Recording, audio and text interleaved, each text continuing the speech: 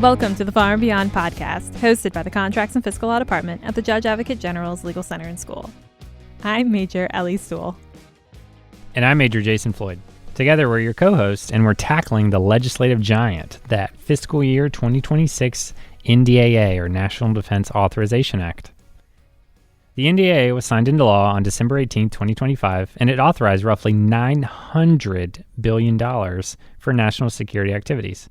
It's thousands of pages of policy and law, and for us acquisition attorneys, it represents a massive pivot into how the Department of War is expected to operate. So the overarching theme of this year was clear: defense acquisition reform. This was driven by two major legislative engines, the House's SPEED Act and then the Senate's FORGE Act, both of which were aimed at streamlining a system many in Congress feel has become too slow and rigid.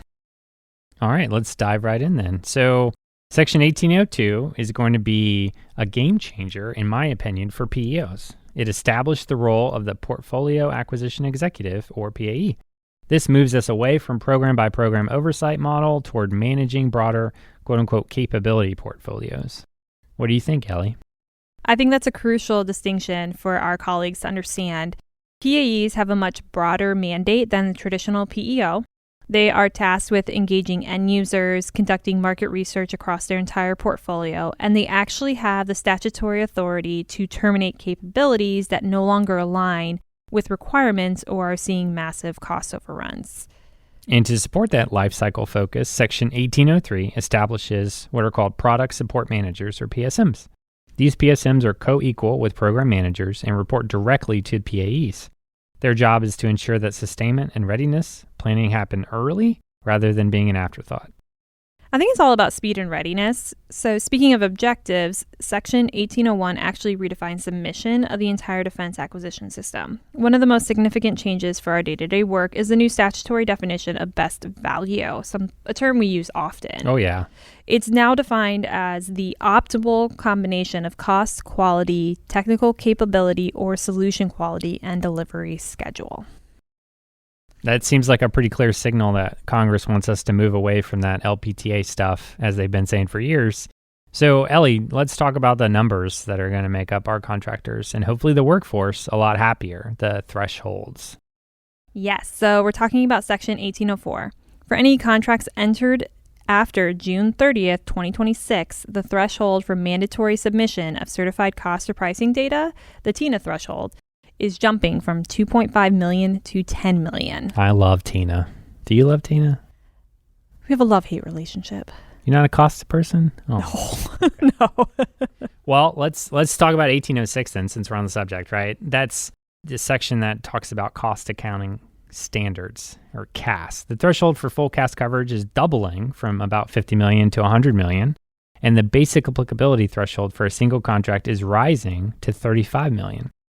This should significantly lower barriers to entry for many firms, and it's building upon FY2025's NDAA, which was also trying to bring more small business and non-traditional contractors into the mix. Especially for non-traditional contractors, Section 1826 actually grants exemptions for these non-traditionals from several statutory and DFARS requirements, including certain business systems and FAR Part 31 cost principles. And to help continue to bring these innovators in, Section 824 also requires new guidance on when the department should accept past performance from commercial or non-governmental projects. We've seen so many innovative companies locked out because they didn't have a military track record, and this section tries to fix that. Let's look at something more contentious: bid protest. So Section 875 is Congress's attempt to add some teeth to prevent what they see as frivolous protest. While the specific percentages, often debated, are settled in regulation, the statute now allows the department to withhold payments to incumbent contractors during a protest, which can be forfeited if the GAO finds the protest lacked a reasonable legal or factual basis. We talked about GAO's report back in the fall, which I think has led to this section. What a great episode that was. Oh, man. Yeah, you should go back and listen to it. I agree. So switching gears a bit, right? Let's talk technical data, one of my other favorite topics. So instead of a full right to repair that a lot of folks were asking for, Section 805 of this year's NDAA requires the department to build a digital system to track major weapon systems and major defense acquisition programs' technical data. This system will identify what data we have versus what we needed for the sustainment, and then creates a process to negotiate with contractors to fill those gaps. That's a subject near and dear to your heart. That's right. Jason's our right to repair expert. I try to be. He doesn't want to admit it. That's true. I don't like to call attention to myself. So it's a very practical middle ground. So moving on, I really do like the push for commerciality in this bill. Section 1822 directs us to prioritize commercial products and services to the maximum extent practicable. Not only do we have to do that for our primes, but Section 1824 prohibits the department from requiring flow-down clauses in commercial subcontracts unless they're absolutely required by statute. We also have a brand new authority in Section 1825 for consumption-based solutions. This allows us to buy integrated capabilities, hardware, software, and labor that are metered and billed based on actual usage, much like a utility or a subscription.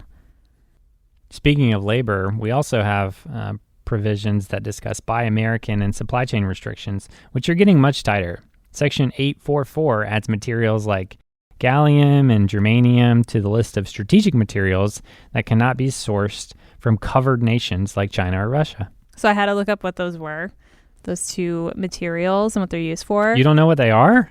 Do you? No. Here, fun facts with Ellie. Both are not found in their natural state, but come from zinc during like a process. I don't know. I didn't understand it. But gallium is used in microchips and LEDs, and it allows them to operate at higher frequencies with greater heat resistance. It's better than silicon. And germanium is used in fiber optic cables and infrared optics. It's also used for space-based solar cells since it's more resistant to cosmic radiation than silicon. I think the most interesting thing you said was, what, fun facts with Ellie? What is that about? Fun facts with Ellie. Okay, moving on. What? That's exciting. Moving on from my fun facts with Ellie section that Jason clearly loved.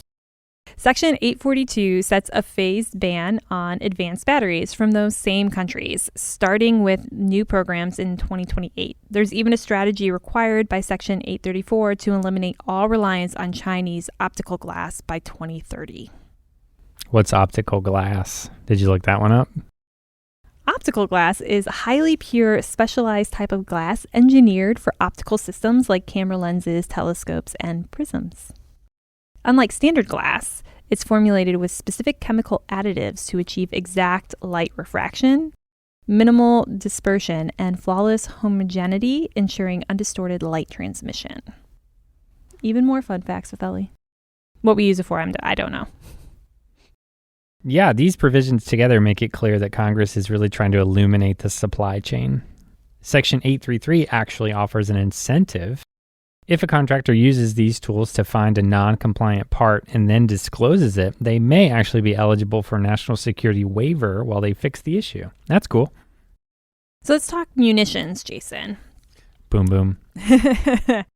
We've all seen the strain on the arsenal of democracy lately. So the Fiscal 26 NDAA authorizes over $25 billion to rebuild it, and Section 804 is the heavy hitter here. It grants multi-year procurement authority for a massive list of missiles, Tomahawks, JASSMs, and even new low-cost hypersonic systems.